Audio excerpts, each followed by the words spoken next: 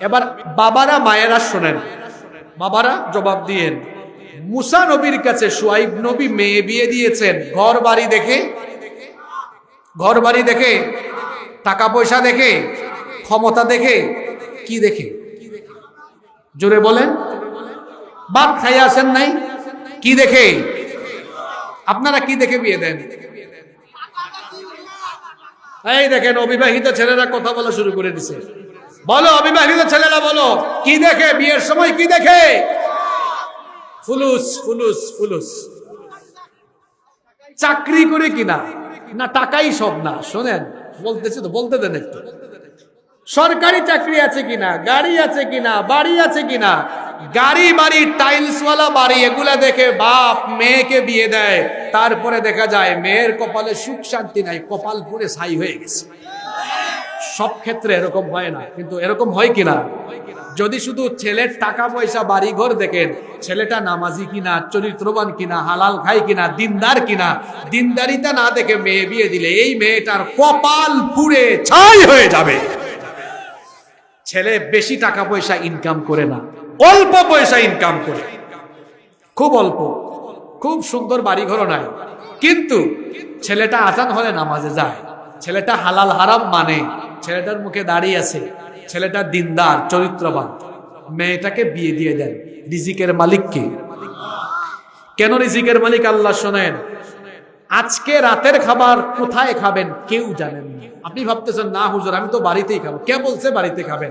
আপনার উপর এমন গজব আসতে পারে, কিংবা এমন অসুস্থ হইতে পারেন, বা আপনার ঘরের এমন কেউ অসুস্থ হইতে পারে যে তারে নিয়ে তাড়াতাড়ি ঢাকায় যাওয়া লাগতে পারে, রাত 1টার সময় খাওয়াটা ঢাকায়ও খাওয়া লাগতে পারে। রিজিক কখন কোথায় আছে কেউ জানে না, জানেন কে? রিজিকের ভয় কইরেন না। চরিত্রবান ছেলে দেখেছেন, মেয়েটাকে ছেলের হাতে দিয়ে দেন, আপনার মেয়ে সারা জীবন সুখে শান্তিতে থাকবে। শোনেন, সুখ শান্তিতে থাকার জন্য দামি খাট পালং লাগে না, দামি বাড়ি লাগে না। আমাদের দাদা দাদিরা চকিতে ঘুমাইছেন। চকি চিনেন আপনারা? চকি আপনারা যশোরে কি বলেন? এখন তো বক্স খাট আসছে, বুঝছেন? তখন চকি ছিল, ওনারা চৌকিতে ঘুমাইছে। চৌকি আর কি, চৌকিতে ঘুমাইছে, ল্যাম্প বা কুফি জ্বালাইছে, বুঝছেন? এত সুন্দর। এখন তো এক একজনের বাড়ির ইন্টেরিয়র দেখছেন আপনারা, তখন এত সুন্দর ইন্টেরিয়র ছিল না, কিন্তু দাদা দাদির ভালোবাসা দিয়া ঘরটা পরিপূর্ণ ছিল। সুবহানাল্লাহ পড়েন। কবর কবিতা কে কে পড়েছেন হাত তুলেন তো। ওইখানে তোর দাদির কবর, ডালিম গাছের হাত নামান। দাদা দাদির কবিতাটা পড়ে কি মনে হয়েছে? দাদা দাদির ভালোবাসা কম ছিল না বেশি ছিল? কথা বলে। তাহলে টাকা পয়সা দিয়ে ভালোবাসা আর সুখ শান্তি আসে না, সুখ শান্তি আসে মনের মিল দিয়ে, আন্তরিকতা দিয়ে, চরিত্র দিয়ে, ঠিক কিনা বলেন? তাহলে ছেলের কি দেখবেন? চরিত্র। আরেকটা কথা, একটা বাস্তবিক ভয়াবহ সত্য কথা বলে দিয়ে যায়, যে সকল ছেলেরা প্রতিষ্ঠিত হয়ে বিয়ে করে এরা বউয়ের সাথে দাসীর মতো আচরণ করে। আমার কথাটা বাস্তবতার সাথে মিলাইয়েন আপনারা। কেন? কারণ তার জীবনে সব আছে, টাকা আছে, দামি গাড়ি বাড়ি ক্ষমতা সব আছে, প্রতিষ্ঠিত হইয়া বিয়ে করছেন, বউয়ের সাথে খুব আন্তরিকতা দিয়ে কথাবার্তা বলে না। নতুন নতুন বিয়ে করে কিছুদিন হয়তো সুন্দর করে কথা বলবে, পরে আর বলবে না। কিন্তু যে ছেলেরা সফল হওয়ার আগে বিয়ে করে, সেই ছেলেগুলো সারা জীবন তাদের বউকে হৃদয় থেকে ভালোবাসে। প্রমাণ আমি দিব। কেন? কারণ প্রত্যেকটা পুরুষের সফলতার পেছনে একজন নারীর অবদান আছে।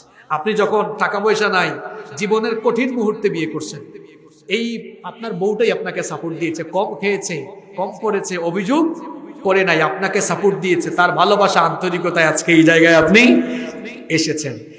এজন্য বলেছি, প্রতিষ্ঠিত হওয়ার আগে যারা বিয়ে করে এরা বউকে মূল্যায়ন করে। প্রমাণ দিয়ে এবার আল্লাহর নবীর প্রথম স্ত্রী আমাদের মা আম্মাজান খাদিজা আত-তাহেরা রাদিয়াল্লাহু আনহাকে নবীজি যখন বিয়ে করেছেন, তখন নবীজি দ্বীনের দাওয়াত শুরু করেন নাই, 25 বছরে বিয়ে করেছেন। এরপরে আল্লাহর নবী দাওয়াতি কাজ শুরু করার পরে নবীজিকে সবচেয়ে সাপোর্ট দিয়েছেন, সবচেয়ে বেশি আন্তরিকতা যিনি দেখিয়েছেন তিনি কে? আম্মাজান খাদিজা আত-তাহেরা রাদিয়াল্লাহু আনহা। এই দুনিয়ার একজন মানুষকে আল্লাহ নিজে সালাম পাঠাইছেন। আল্লাহ তাআলা আম্মাজান খাদিজা রাদিয়াল্লাহু আনহাকে নিজের তরফ থেকে সালাম দিয়েছেন। সুবহানাল্লাহ পড়েন। এজন্য নবীজি বলতেন, একদিন নবীজি দোয়া করছেন। আম্মাজান আয়েশা এসে পেছনে হাত তুলেছেন। যখন নবীজি খাদিজা রাদিয়াল্লাহু আনহার ব্যাপারে দোয়া করেছেন, আম্মাজান আয়েশা রাদিয়াল্লাহু আনহা হাত নামাই দিয়েছেন, রাগ করে ফেলছেন। তখন আম্মাজান আয়েশা রাদিয়াল্লাহু আনহা বললেন, ও নবী, আপনি হাত তুললে শুধু খাদিজা খাদিজা করেন কেন?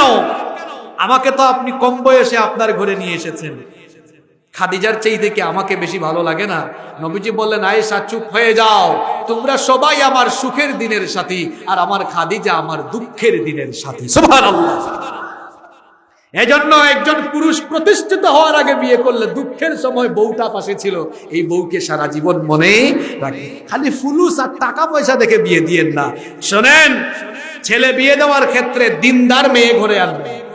মেয়ে বিয়ে দেওয়ার ক্ষেত্রে দিনদার ছেলের কাছে বিয়ে দিবেন। ছেলেগুলা বিয়ে করতে পারতেছে না, আপনারা বিয়েতে মুহারানা যে পরিমাণ বাড়ায় রাখছেন আর বিয়েতে খরচ যে পরিমাণ বাড়ায় রাখছেন, ছেলেগুলা বিয়ে করতে পারছে না। আমার দেশের ছেলেরা ভালো, আমার দেশের ছেলেরা জিনা করতে চায় না, বিয়ে করতে চায়। ঠিকের আওয়াজ শুনে বুঝেন না? তারা বিয়ের জন্য উদ্গ্রীব হয়ে আছে, তারা বিয়ে করতে চায়। কিন্তু আপনারা বিয়ে শাদীতে খরচ বাড়ায় রাখছেন 10 লাখ, 12 লাখ, 13 লাখ। এই যুবক ছেলেরা যারা বিয়ে করে নাই, শোনো, কম পয়সায় বিয়ে করবা, খুব অল্প স্বল্প পয়সায় বিয়ে করে ফেলবা সুন্নতি তরিকায়। এরপরে এই যে বিয়েতে কম খরচ করলা, টাকাগুলো বাঁচছে, বাঁচানো টাকাগুলো দিয়ে হাজবেন্ড ওয়াইফ দুইজন মিলে বিয়ের পরের সপ্তাহে হানিমুন করে আসো, ওমরায় চলে যাও, আল্লাহর ঘর জিয়ারত করে আসো। সুবহানাল্লাহ। এটা করলে দাম্পত্য